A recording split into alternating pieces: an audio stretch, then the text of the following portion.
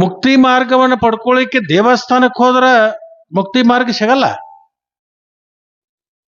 ಗುಡಿ ಗುಂಡಾರಗಳಿಗೆ ಹೋದ್ರೆ ಮುಕ್ತಿ ಸಿಗೋದಲ್ಲ. ಚರ್ಚ್ಗಳಿಗೆ ಹೋದ್ರೆ ಮುಕ್ತಿ ಸಿಗೋದಲ್ಲ. ಮಸೀದಿಗಳಿಗೆ ಹೋದ್ರೆ ಮುಕ್ತಿ ಸಿಗೋದಲ್ಲ. ಆದ್ರೆ ನಾವು ಅಲ್ಲಿ ಯಾಕೆ ಹೋಗ್ತೀವಿ? ಅಲ್ಲಿ ಯಾಕೆ ಹೋಗ್ತೀವಿ ಅಂತಂದ್ರೆ ನಮ್ಮ ಭಾವ ಬದಲಾಗಲಿ ಅಂತ ನಾವು ಹೋಗ್ತೀವಿ. ನಮ್ಮ ಭಾವ ಹೆಂಗ ಬದಲಾಗ್ತದ? ನೀವು ಕೌಲ್ಗುಡ್ ಮಹಾರಾಜರಿಗೆ ದರ್ಶನಕ್ಕದು ಹೋಗ್ಬೇಕಾತಂದ್ರೆ ಏನ್ ಮಾಡ್ತೀರಿ? ಹೋಗಾಗ ಅತನ ಮ್ಯಾಗ ಹೋಗೋತ್ನಾಗ ಮಠಕ್ಕೆ ಹೊಂಟಿದ್ವಿ, ಅಪ್ಪಗಳ ಭೇಟಿಯಾಗಕ್ಕೆ ಹೊಂಟಿವಿ, ಅಪ್ಪಗಳ ದರ್ಶನ ಮಾಡಕ್ ಹೊಂಟಿವಿ ಅಂತಂದ್ರೆ ಹೆಂಗ್ ಹೋಗ್ತೀರಿ? 1 ಡಜನ್ ಬಾಳೆಹಣ್ಣು ತಗೋತೀರಿ, ಇಲ್ಲ ಅಂತಂದ್ರೆ ಒಂದು ಚುರುಮರಿ ತಗೋತೀರಿ, ಇಲ್ಲಾಂದ್ರೆ ಸೇಬು ಹಣ್ಣು ತಗೋತೀರಿ, ಯಾವ್ದಾರ ತಗೊಂಡು ಹೋಗ್ತೀರಿ. ಹೋಗೋತ್ನಾಗ ಹೆಂಗ್ ಹೋಗ್ತೀರಿ? ಒಂದು ಯಾವ್ದೋ ಕ್ಯಾರಿ ಬ್ಯಾಗ್ದಾಗ ಹಾಕೊಂಡು ಹೊಂಟಿರ್ತೀರಿ. ಹೋಗೋತ್ನಾಗ ಒಬ್ಬ ಯಾವ ಇದರಿಗೆ ಬರ್ತಾನೆ, ನನಗೆ ಆತ್ಮ ಎಲ್ಲಿ ಹೊಂಟಿ? ಕಲ್ಗುಡ್ ಅಪ್ಪಗಳು ದರ್ಶನಕ್ಕೆ ಹೊಂಟಿನಿ. ಇದೇನು ಕೈಯಾಗಿ ಹಿಡಿದೆ? ಇವು ಬಾಳೆಹಣ್ಣು, ಇವೇನದವು? ಇವು ಸೇಬು ಹಣ್ಣದು. ಮಠಕ್ಕೆ ಹೋಗ್ಕಾನ, ಮಠಕ್ಕೆ ಹೋಗಿ ಅಪ್ಪಗಳಿಗೆ ದರ್ಶನ ಮಾಡ್ತಾನೋ, ಕಾಲಿಗೆ ನಮಸ್ಕಾರ ಮಾಡ್ತಾನೋ. ಅವ್ರು ಏನ್ ಮಾಡ್ತಾರ ಅಂದ್ರೆ, ನೀವು ಓದಿರ್ತಕ್ಕಂಥ ಬಾಳೆಹಣ್ಣದೊಳಗಿನ 2 ಹಣ್ಣು ಮುರಿದ ನಿನಗ ಕೊಡಾಕ್ ಬರ್ತಾರ. ನೀ ಹೆಂಗ್ ನಿಂದಿರ್ತೆ ಅಲ್ಲಿ? ಉಡಿ ಒಡ್ಡಿ. ತಾಯಂದಿರಿದ್ರೆ ಶರಗ್ ಹೊಡ್ತಾರೋ, ಗಂಡ್ಮಕ್ಳಿದ್ರೆ ಉಡಿ ಒಡ್ಡ. ಅವ್ರು 2 ಆ ಬಾಳೆಹಣ್ಣು ಹಾಕ್ತಾರ. ಆದ್ರೆ ಹೋಗಾಗ ನೀನ ಓದಿ ಹತ್ರನ ಅವಕ್ಕೇನ್ ಅನ್ಕೋತ ಹೊಂಟಿ? ಬಾಳೆಹಣ್ಣು ಅನ್ಕೋತ ಹೊಂಟಿಯಲ್ಲ. ಅದ ಹೋಗಿ ಅಪ್ಪಗಳ ಕೈಯಾಗ ಕೊಟ್ಟ ಮೇಲೆ ತಿರುಗಿ ಬರುವತ್ನಾಗ ನೀವೇನಂತೆ? ಅಪ್ಪಗಳ ಪ್ರಸಾದ. ಯಾವ ಸ್ಥಳಕ್ಕೆ ಹೋದಾಗ ಯಾವ ವಸ್ತುವಿನ ಹೆಸರು ಬದಲಾಗ್ತದೋ, ಯಾವ ಸ್ಥಳಕ್ಕೆ ಹೋದಾಗ ನಮ್ಮ ಭಾವ ಬದಲಾಗ್ತದೋ, ಹಂಗ ಬೀರಲಿಂಗೇಶ್ವರ ಗುಡಿ ಯಾಕೆ ನೀವು ಕಟ್ಟೇರಿ ಅಂತಂದ್ರ, ಇಲ್ಲಿ ಬಂದಾಗ ನಿನಗೆ ಅನಿಸ್ಬೇಕಲ್ಲ, ಭಗವಂತ ನಾನು ಏನ ತಪ್ಪು ಮಾಡಿದ್ರು ಸಹಿತ ಅದನ್ನ ಮನ್ನಿಸಪ್ಪ, ಇನ್ನಾದರೂ ನನಗೆ ಸುಬುದ್ಧಿಯನ್ನು ಕೊಟ್ಟ ನನ್ನ ಸಮಾಜದೊಳಗೆ ಗೌರವಿತವಾಗಿ ಮತ್ತು ಒಳ್ಳೆಯ ಮನೆತನದವ ಅಂತಕ್ಕಂಥ ಭಾವ ನನಗೆ ಬರುವಂತ ಒಂದು ಸದ್ಬುದ್ಧಿಯನ್ನು ಕೊಡಪ್ಪ, ನನಗೆ ಒಳ್ಳೇದು ಮಾಡು, ನನ್ನ ಕಷ್ಟವನ್ನ ನಿವಾರಣೆ ಮಾಡುವಂಥದ್ದು ನಿನ್ನ ಕೈಯಾಗದು, ನೀ ಮಾಡಪ್ಪ ಅಂತ ಬೇಡ್ಕೋತಿರಿಲ್ಲ. ಗುಡಿ ಗುಂಡಾರಗಳನ್ನು ನಾವು ಯಾಕೆ ಕಟ್ಟಬೇಕು ಅಂತಂದ್ರೆ ನಮ್ಮ ಭಾವ ಬದಲಾಗಬೇಕು. ಭಾವ ಬದಲಾಗಬೇಕು. ಅದರ ಜೊತೆಗೆ ಭಾವ ಬದಲಾಗುವಾಗ ನಮ್ಮ ಭಾವಕ್ಕೆ ಒಂದು ಚಿಕಿತ್ಸೆ ಕೊಡೋರು ಯಾರಪ್ಪ ಅಂತಂದ್ರ ಮಹಾತ್ಮ. ನಾನು ಅಂಬರೀಶ್ ಅವರ ಪರಮ ಪೂಜ್ಯರಿಗೆ ಎಷ್ಟು ಧನ್ಯವಾದ ಹೇಳಿದ್ರು ಕೂಡ ಇವತ್ತು ಕಡಿಮೆ. ನಾನು ಯಾಕೆ ಹೇಳ್ತೇನೆ ಅಂದ್ರೆ, ಅನೇಕ ಮಹಾತ್ಮರದಾರ. ಆದ್ರೆ ವಿಶೇಷವಾಗಿ ಹಾಲಮತದ ಸಮಾಜವನ್ನ ಬಹಳ ಮುಗ್ಧ ಸಮಾಜ, ಬಹಳ ಮುಗ್ಧ ಸಮಾಜ. ಆ ಮುಗ್ಧತೆ ಮತ್ತು ಮೂಢನಂಬಿಕೆಯನ್ನು ತೆಗೆಯತಕ್ಕಂಥದ್ದು ಒಂದು, ಮೌಢ್ಯಗಳನ್ನ ಹೊರಗೆ ಹಾಕ್ತಕ್ಕಂಥದ್ದು ಒಂದು, ಆಧ್ಯಾತ್ಮದ ಚಿಂತನೆಯನ್ನ ಅವರ ತಲೆ ಒಳಗೆ ಬಿತ್ತಿ ಮನುಷ್ಯರಾಗಿ ಮಾಡೋದ್ರ ಜೊತೆಗೆ ಮಾನವೀಯತೆಯನ್ನ ಗುಣಗಳನ್ನ ಸೃಷ್ಟಿ ಮಾಡ್ತಕ್ಕಂಥವ್ರು ಯಾರಪ್ಪ ಅಂತಂದ್ರ ಪರಮ ಪೂಜ್ಯರಾಗಿರ್ತಕ್ಕಂಥ ಅಮರೇಶ್ವರ್. ನಾನು ಅನೇಕ ಕಡೆ ಯಾವುದೇ ಕಾರ್ಯಕ್ರಮ ಮಾಡೋದಾದ್ರೆ ನಾನು ಯಾಕೆ ಹೇಳ್ತಿರ್ತೀನಿ ನಮ್ಮ ಕಾರ್ಯಕರ್ತರಿಗೆ, ಅಮರೇಶ್ವರ್ ಹಬ್ಬಾಜಾರ್ನ ಕರೆಸ್ತೀನಿ. ಅವ್ರದ್ದು ಸಂಪರ್ಕ ನನಗೆ ಸುಮಾರು 30 ವರ್ಷದಿಂದ ಅವ್ರಿಗೆ ಸಂಪರ್ಕ ಬಂದಿದೆ. ಮೊದಲು ಕ್ಯಾವಿ ದರ್ಶಿರ್ಲಿಲ್ಲ ಇನ್ನೂ. ನಾನೊಂದ್ಸಲ ಈ ರೈತ ಚಳವಳಿ ಇತ್ತು, ಅವಾಗ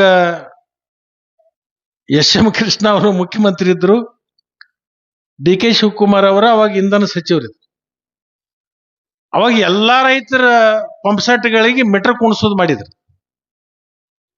ಇದು ನಮಗೆ ಮೀಟರ್ ಬೇಡ, ಈ ಮೀಟರ್ ನಿಮಗೆ ಒಪ್ಪಿಸ್ತು, ನಮಗೆ ಮೀಟರ್ ನಡೆಯಂಗಿಲ್ಲ ಅಂತ ಹೇಳಿ ಕಿಶನ್ ಒಂದು ಚಳವಳಿ ಮಾಡಿದಾಗ ಸುಮಾರು ನಮ್ಮ ತಾಲೂಕದಾಗ ಒಂದು 26-27 ಸಾವಿರ ಪಂಪ್ಸೆಟ್ಗಳಿದ್ದು. ಎಲ್ಲಾ ಮೀಟರ್ಗಳನ್ನ ತಗೊಂಡು ಹೋಗೋ ಹೊತ್ನಾಗ ನೋಡ್ರಿ, ಅವತ್ತು ಸನ್ಯಾಸತ್ವಕ್ಕೆ ದಾರಿ ಒಳಗೆ ಹೊಂಟಿದ್ರು. ನಾವೇನು ಕರೆದಿರ್ಲಿಲ್ಲ ಅವತ್ತು. ಆದ್ರ ರೈತರ ಬದುಕಿಗೆ ಎಲ್ಲೋ ಧಕ್ಕೆ ಆಗ್ತಿದೆಯಲ್ಲ, ಈ ರೈತರ ಬದುಕಿಗೆ ಧಕ್ಕೆ ಆಗ್ತಕ್ಕಂಥ ಸಂದರ್ಭದಲ್ಲಿ ಇವ್ರ ಪರವಾಗಿ ನನ್ನ ಧ್ವನಿ ಇರಬೇಕು ಅಂತ ತಿಳ್ಕೊಂಡು ಇನ್ನೂ ಕಾವ್ಯ ಹಾಕಿದಲ್ಲ. ಅವಾಗ ನಮ್ಮ ಜೊತೆಗೆ ಬಂದು ಅದನ್ನ ಮಿಟ್ರನ್ನ ಒಪ್ಸುವಂತ ಸಂದರ್ಭದೊಳಗೆ ಅಂದ್ರೆ ಸಮಾಜ ಚಿಂತನೆ ಯಾವಾಗ ಅವ್ರಿಗೆ ಪ್ರಾರಂಭ ಆಗೈತೆ ಅಂದ್ರೆ 30 ವರ್ಷದ ಹಿಂದೆನೆ ಸಮಾಜದ ಚಿಂತನೆ, ಸಮಾಜದ ಏಳಿಗೆ, ಸಮಾಜವನ್ನ ಉದ್ಧಾರ ಮಾಡಬೇಕು ಅಂತಕ್ಕಂಥ ಸಣ್ಣ ಕುಡಿ 30 ವರ್ಷದ ಹಿಂದೆನೆ ಅವರಲ್ಲಿ ಒಡೆದಿತ್ತು. ಇವತ್ತಿನ ದಿವಸ ಬಹಳ ದೊಡ್ಡ ಅನುಭವಿತ ಆಗಿರ್ತಕ್ಕಂಥ ಸನ್ಯಾಸಿ ಒಳಗ ನಮ್ಮ ಅಮರೇಶ್ವರ್ ಮಹಾರಾಜರು. ನಾನು ಅವಾಗ ಹೇಳ್ತಿರ್ತಿದ್ದೆ, ಈ ಆಧ್ಯಾತ್ಮ ಅಂತಕ್ಕಂಥದ್ದು ಏನಿದೆಯಲ್ಲ, ಇದು ಪ್ರತಿಯೊಬ್ಬರ ತಲೆ ಒಳಗೆ ಹೋಗಿ ಮುಟ್ಬೇಕಾದ್ರೆ ನೀವು ಹಳ್ಳಿಗೆ ಹೋಗ್ಬೇಕು. ಹಳ್ಳಿಗೆ 4 ದಿವಸ 5 ದಿವಸ ನೀವು ಕಾರ್ಯಕ್ರಮ ಮಾಡಬೇಕು. ಅವ್ರ ಬದುಕಿನಲ್ಲಿ ಒಂದು ಆಧ್ಯಾತ್ಮದ ಚಿಗುರು ಒಡಿಸುವಂತ ಕೆಲಸ ನೀವು ಮಾಡಬೇಕು ಅಂತ ಏನೋ ಒಂದ್ 2-3 ಸಲ ನಾನು ಕೇಳ್ಕೊಂಡಾಗ ಇವತ್ತು ನನಗೆ ಎಷ್ಟು ಸಂತೋಷ ಅನಿಸ್ತದಂದ್ರೆ, ಪ್ರತಿಯೊಂದು ಹಳ್ಳಿ ಒಳಗೆ ಅವ್ರೇನು ಬರೇ ಕೇವಲ ಹಾಲು ಮತದ ಸಮಾಜಕ್ಕೆ ಸೀಮಿತ ಆಗಿ ಉಳಿದಿಲ್ಲ. ಅವ್ರು ಆರೂಢ ಸಂಪ್ರದಾಯದ ರಸವನ್ನು ಕುಡಿದಿದ್ದಾರು. ಅದರ ಜೊತೆಗೆ ನಡೆದಾಡು ದೇವರು ಅಂತ ಏನು ಆಗಿ ಹೋದ್ರಲ್ಲ, ಪರಮ ಪೂಜ್ಯರಾಗಿರ್ತಕ್ಕಂಥ ಸಿದ್ದೇಶ್ವರಪ್ಪನವರ ಸಾರವನ್ನು ಕೊಡದಿರ್ತಕ್ಕಂಥವ್ರು. ಇದರದ ಎಲ್ಲದರ ಲಾಭ ಅವ್ರಿಗೆ ಆಗಲಿಲ್ಲ.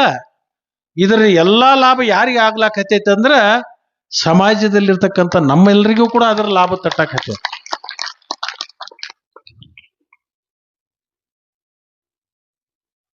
ನಾನೇನು ಹೇಳಕ್ ಹೊಂಟಿದ್ದೇನೆ ಅಂದ್ರೆ, ಈ ಬದುಕಂತಕ್ಕಂಥದ್ದು ಬಹಳ ಪಾವಿತ್ರ್ಯನ ಪಡ್ಕೊಂಡಿರ್ತಕ್ಕಂಥ ಮಾನವ ಬದುಕು. ಇತ್ತೀಚೆಗೆಲ್ಲ ಶುರುವಾದ ಇವು ಜಾತಿ ಮತ ಪಂಥ. ಮೊದಲು ಯಾವ್ದು ಜಾತಿನೂ ಇರ್ಲಿಲ್ಲ, ಪಂಥೂ ಇರ್ಲಿಲ್ಲ. 2 ಜಾತಿದು, ಒಂದು ಹೆಣ್ಣ ಒಂದು ಗಂಡ.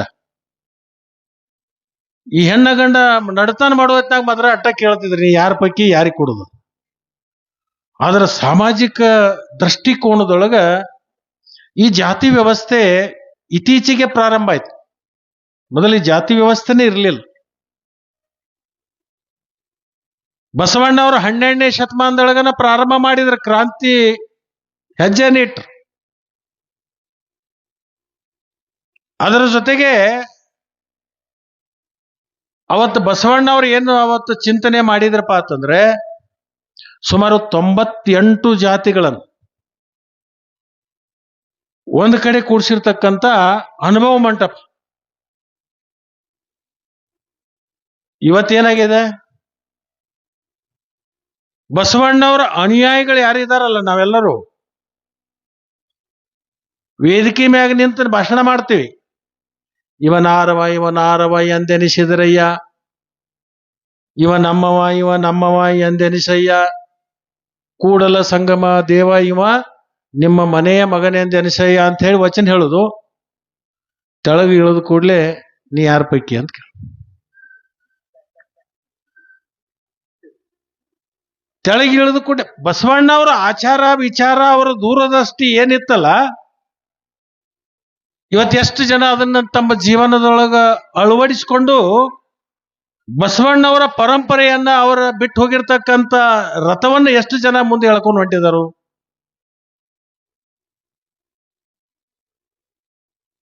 ಅದ್ರ ಬಗ್ಗೆ ಚರ್ಚೆ ಮಾಡ್ಕೋತ ಹೋದ್ರೆ ಮತ್ತೆ ಬೇರೆ ಕಡೆ ಹೋಗ್ಬಿಡ್ತದೆ.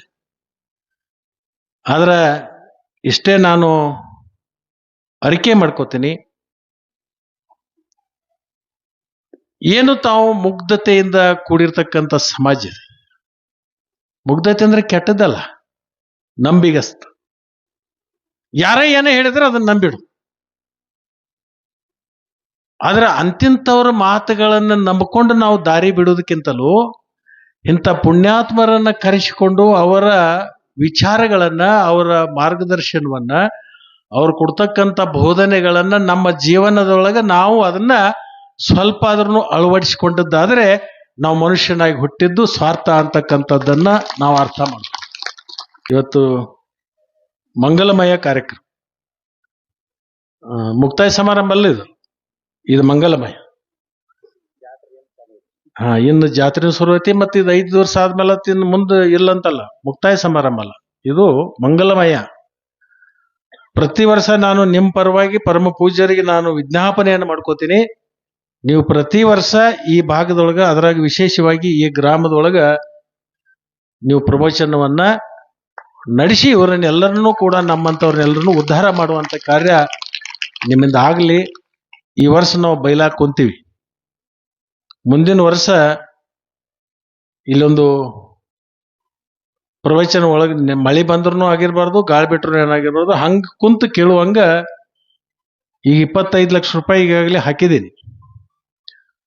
ನನಗೆ ಬೀರಪ್ಪ ಹೇಳ್ತಿದ್ದ ಇನ್ನೊಂದ್ ಸ್ವಲ್ಪ ಹೇಳಂತ, ಯಾಕಂತಂದ್ರೆ ನನಗೆ ಪ್ರಥಮ ಬಾರಿಗೆ ನಾಮಿನೇಷನ್ ಮಾಡಿದಾಗ ನನಗೆ ಸೂಚಕ ಆದವ್ರು ಬೀರಪ್ಪ ಇಮಾನ್ ಕ್ಷೇತ್ರ ಕಳಿತಾಗ ಅಲ್ಲಿ ಕುಂತಾನಲ್ಲ, ಅವ ಏನ್ ಹೇಳ್ತಾನ ಮೊದಲು ಹಿಡ್ಕೊಂಡು ನಾ ಕೇಳ್ಕೊತ ಬಂದೀನಿ. ಅಲ್ಲಿ ಹಿಂಗ್ ಸುತ್ತರಿ ಕರ್ಕೊಂಬರೋ ಹೊತ್ನಾಗ ಹೇಳಿದ, ಇದು ಸಾಲಂಗೆಲ್ಲ ಇನಾಟ್ ಹಾಕ್ಬೇಕ್ರಿ ಸಾಕಾರ. ಖಂಡಿತವಾಗಿನೂ ಈಗ 25 ಹಾಕಿದನು, ಮುಂದೆ ಎಷ್ಟು ಕಡಿಮೆ ಬೀಳ್ತದೆ ಮತ್ತು ಅಷ್ಟು ಹಾಕುವಂತ ಕೆಲಸ ಮಾಡೋಣ. ಆದ್ರ ಇದೇನು ವೇದಿಕೆ ಇದೆಯಲ್ಲ, ಈ ವೇದಿಕೆ ಯಾವುದಕ್ಕೂ ಬೇರೆದಕ್ಕೆ ಬಳಸ್ಕೋಬಾರ್ದು, ಯಾವುದೇ ರಾಜಕಾರಣಕ್ಕೆ ಅದಕ್ಕೆ ಇದಕ್ಕೆ ಬಳಸ್ಕೋಬಾರ್ದು.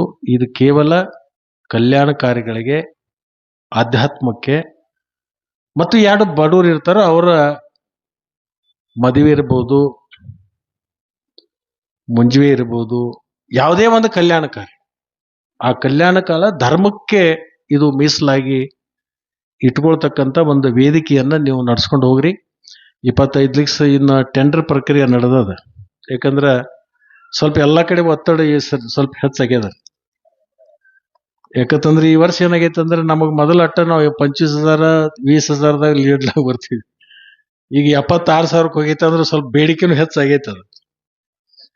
ಈಗ ಸಾಧಾರಣ ಇಲ್ಲೊಂದು 25 ಲಕ್ಷ, ಹಳ್ಯಾಳದಾಗ 2 ದೇವಸ್ಥಾನ, ಅಲ್ಲಿನೂ 25 2 ಕಡೆ ಕೊಟ್ಟಿದ್ವಿ.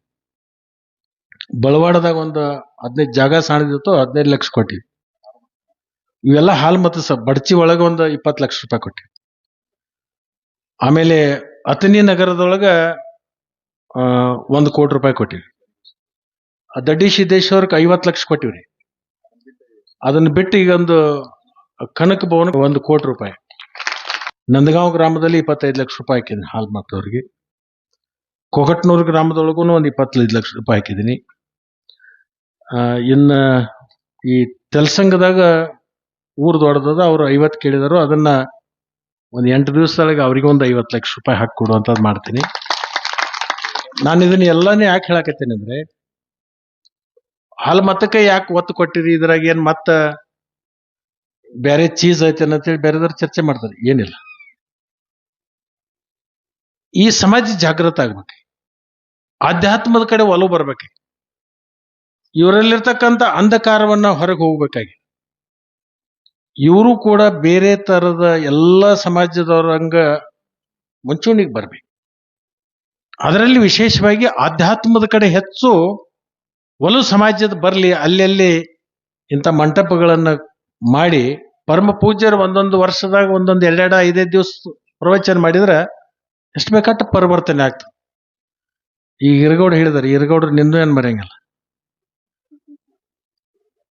ಹನುಮಪ್ಪನ ಗುಡಿ ಮುಂದೆ ಏನೋ ಅವನು ಮಾಡ್ಬೇಕಂತಾನು ಮಾಡ.